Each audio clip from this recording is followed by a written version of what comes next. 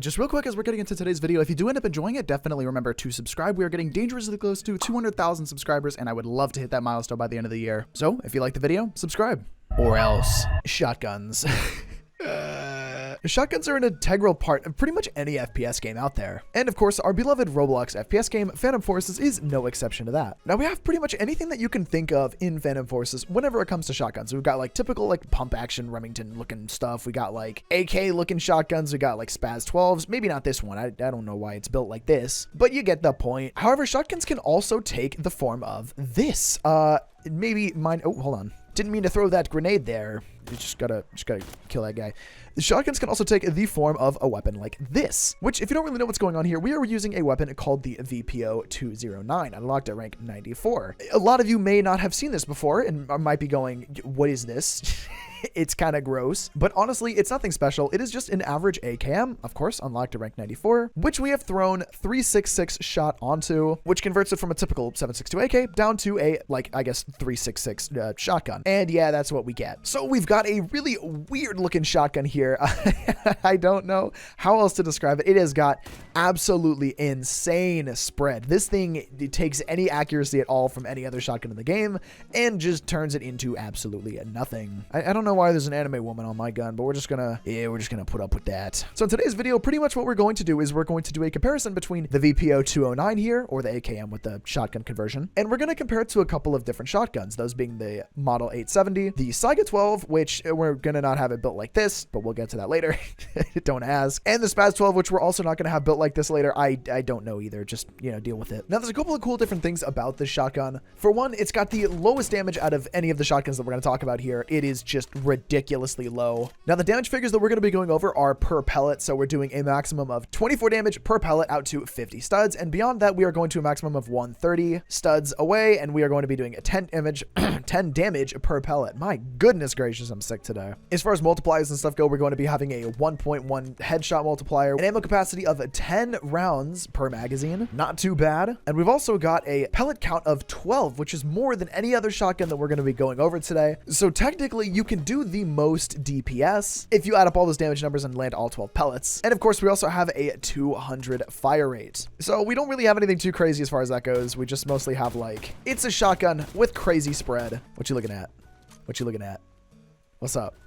You all right? There he goes. Now, we've basically gone over what this shotgun is, so now let's do a couple of comparisons here. So the first thing that I want to compare it to is going to be the same exact thing, pretty much, from a couple of different standpoints. And so the first thing that they have in common is, obviously, their shotguns. They're going to have multiple pellets. In this case, the Remington 870 only has 8, compared to the 12 of the other one. We have half the fire rate at just 100, and we have kind of similar damage numbers, though the damage range is identical, 50 studs and then out to 130, but the up-close damage is much higher on the 870. You can also see, too, if we do a little bit of a comparison here up on screen right now, the spread for these two shotguns is just on another level. They are completely different from each other. Of course, with the 870 having a much tighter spread. Of course, one of the major differences between the two shotguns is the fact that the 870 is also pump action. However, you can still spam it relatively quick. I don't feel, honestly, that much of a difference between this and the VPO. Mostly because, obviously, you have to compensate when, the recoil and stuff comes down. However, the thing that is going to send a lot of people probably over the top for the 870 is going to be the fact that the spread's a lot tighter.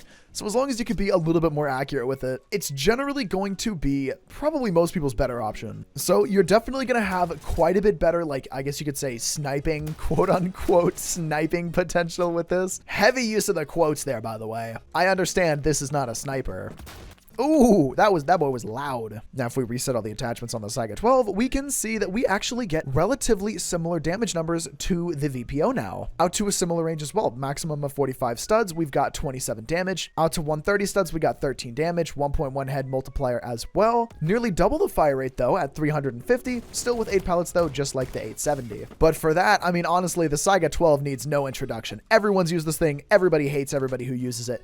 It is just a painful thing. And I'm honestly surprised that this weapon has not received a nerf yet. However, though, we do run some similarities between this and the VPO, and that is going to be the fact that it is a magazine-fed shotgun with a really similar, like, ammo count. And once again, much worse spread on the VPO in comparison to the Saiga 12. These purpose-built shotguns are actually going to be quite a bit better in terms of spread, just as a general rule. I mean, we all know the Saiga 12, though. Saiga 12 is a pretty good weapon. This is going to be probably just the most generally, like, similar thing to the VPO if you really don't want to grind out the, like, how many freaking 1,830 kills. Plus, the Saiga 12 is also unlocked at a much earlier rank, so pretty much if you want the VPO experience, you could just equip the Saiga 12. For the most part, you're going to get, like, 90% of it.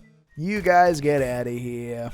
Now I'm just going to do another bit of a test run here so we can give ourselves a bit of a refresher here on the VPO. That's going to hurt. That is a shotgun. I'm going to throw a grenade at that man. Boop. And boop. Aww.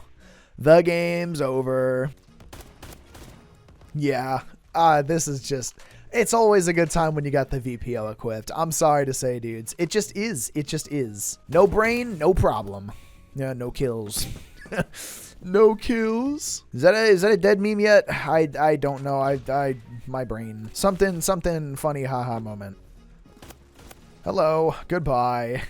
Dang, dude. I mean, the shotguns in general are pretty OP in this game, but it's just something so satisfying about using your AK as a shotgun. I just love it. I love it so much.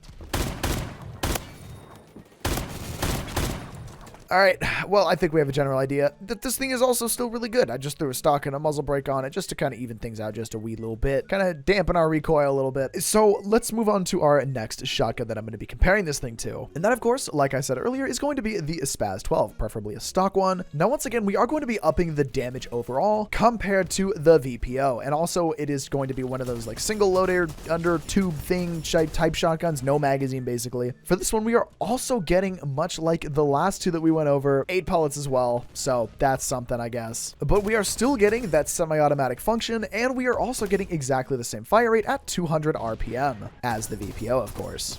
Also, as well, with a much tighter spread than the VPO. What a surprise. It's almost like the VPO is just generally a terrible option for shotguns, but I still equip it because it's very fun.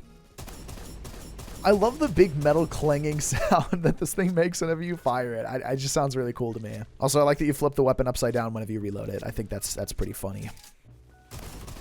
99 damage, point blank, 99 damage. That is about what I expected. What else should I have expected? So generally speaking, the VPO is a generally bad option. If you really like how the other shotguns perform, you might not like this thing. You might even hate this thing just because of just how generally like lesser it is. Lesser damage, worse spread, you know, sizable magazine difference, I guess, because typically the other weapons have pretty small either internal or external magazines. I mean, just look at that spread, dude. It is crazy. But this is a fantastic option if you just want to no-brain it, if you just want to freaking go out, hold W and left click. If you're like a pyro main in TF2, bro, this is going to be your good friend. This is going to be like your best buddy right here. It sucks that you can't actually hold left click with it, though. If this thing was full auto, that would be amazing, so...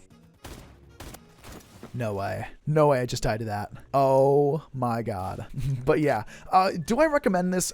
Actually not entirely. Like I said, if you're just looking to have a great time, it is a very fantastic option. However, rank 94 unlocked just for the base AKM, then you're talking another 1,850 kills that you have to get for the conversion. And then that's 2,750 for slugs, which honestly is its own thing. This is a thing for another day. I didn't think it had this big of a magazine. Where is my ammo in the corner? Yeah, this is, this deserves a video all on its own. But yeah, that's pretty much going to do it for today's video. If you guys did enjoy, make sure to subscribe with channel notifications on to get notified of all new videos. If you guys want to become a channel member like these wonderful people up on screen, you can definitely do so with the link in the description as well. Big shout out to all the channel members. You guys are fantastic. If you want to see more videos like this too, you can definitely click the playlist that'll be up on screen in just a moment here. And yeah, that's pretty much going to be it for today's video. If you guys did enjoy, again, do subscribe. I'd appreciate that. Like the video and all the cool stuff. Comment if you got any video ideas, join the Discord server, all that fun stuff. And yeah, enjoy the rest of your day, dudes. Thanks for watching. Peace.